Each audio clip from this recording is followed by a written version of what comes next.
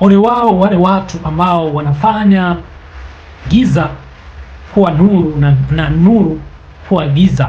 Ole wao wanaobatilisha, wanaofanya uovu kuwa wema, kuwa desturi za watu, kuwa ndo maisha ya watu ya kila siku, kuwa ndo tabia za watu za kila siku. Ole wao. Karibu sana ndugu zangu, ni wasalimu kwa jina la Yesu. Ole wao hawa watu, ole wao.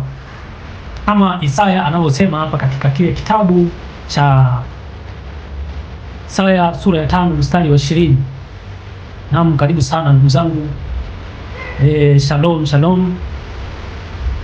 Biblia hapa katika kile kitabu cha Isaya sura ya 5 mstari wa 20, ole wao wasemao kwamba uovu ni wema na kwamba wema ni uovu, watiao giza badala ya nuru na nuru badala ya giza, watiao uchungu badala ya utamu na utamu badala ya uchungu.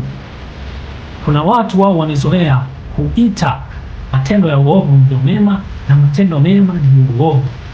Ole wao, ole wao. Biblia ilishafuona ole wao. Ole wao watiao giza, watiao giza, ole wao watiao giza badala ya nuru na nuru badala ya giza. Na sehemu maisha tunayotakiwa tuishi ni ya utauwa. Maisha tunayotakiwa tuishi hapa duniani kama Kristo alivyotuelekeza ni ya wema, ni ya kutenda jambo jema, kutendeana vizuri. Lakini kuna watu wanatia giza, wanauita wema kuwa ni uovu na uovu wanauita kuwa ni wema. Biblia imeshawatahadharisha kwamba ole wao, ole wao, ole wao, ole wao, ole wao.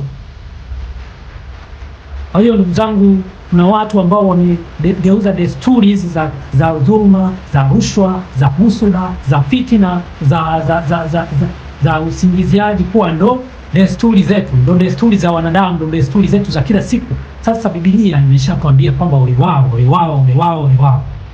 Kumbe ndugu zangu, tusifanye matendo ambayo ni ya mwili, matendo ambayo ni ya giza kuwa matendo ya Mungu. Biblia tutazalisha.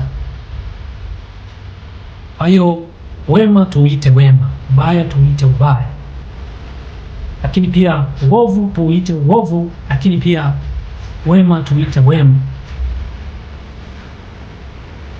Kwa hiyo Biblia imetutazalisha. Isaya 5 mstari wa 20. Basi nashukuru kwa kunisikiliza. Neema ya Kristo pamoja na nyote. Amen.